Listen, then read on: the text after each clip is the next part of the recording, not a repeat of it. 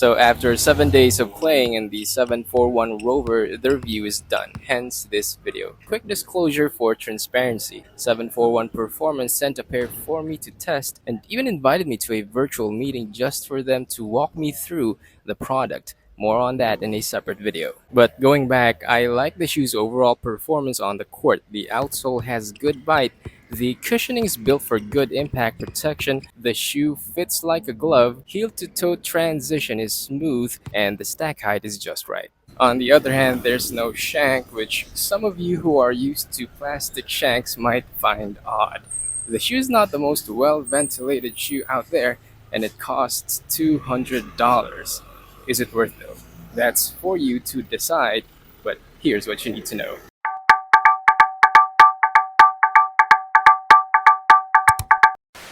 You will get stop-on-a-dime grip on clean surfaces with the semi-translucent outsole here. On mildly dusty floors, you need to do a quick swipe of the outsole to get that good traction back. Overall, no complaints for the grip. I haven't had any sliding issues. The outsole squeaks if that's what you're looking for. Listen.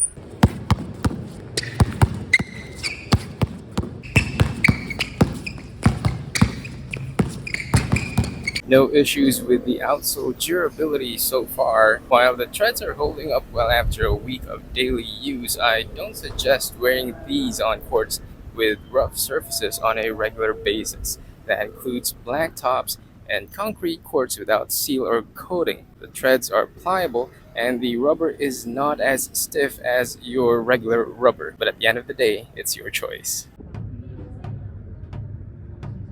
The shoe uses supercritical EVA foam and the cushioning has adequate impact protection. It feels soft underfoot, although not on the same level as, say, Nike's Lunar Lawn, but it's way better than Jordan Brand's Formula 23 foam. The foam here is neither springy nor bouncy, but you get that cushioned ride suitable for impact protection. The court feel is average. The foam doesn't sit too high or too close to the ground, which is just perfect for me because it's just the right stack height. It's also stable overall, no wobbliness of any kind. Now, this is ideal for all positions in my opinion. Heel to toe transition is smooth and uninterrupted. The large flex grooves at the forefoot help the outsole and midsole combo bend properly without overextension. So just remember that the shoe doesn't have a shank. Now the folks at 741 Performance say it's because they wanted the shoe to allow the sections of the foot to bend and flex as naturally as possible. For the brand, a shoe has to complement the natural motions of your foot and not significantly restrict them,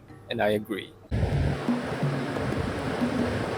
For sizing, go true to size. The shoe will fit like a glove. It will start off somewhat snug at the midsection, but the upper will stretch a bit the more you actually play in them. This has been the case with my pair. The shroud, along with the orb-like overlays, add some restriction to the upper from stretching too much, but I think the orbs and the shroud are more ornamental than functional. I'm not saying they're useless, they still have their utility, but take away the shroud and I think the shoe will still perform just fine. So I've been told by the folks at 741 Performance that Jaylen himself wanted the shroud on the shoe. I mean, it's his shoe after all, and it still has utility apart from the extra touch of visuals, so there's that.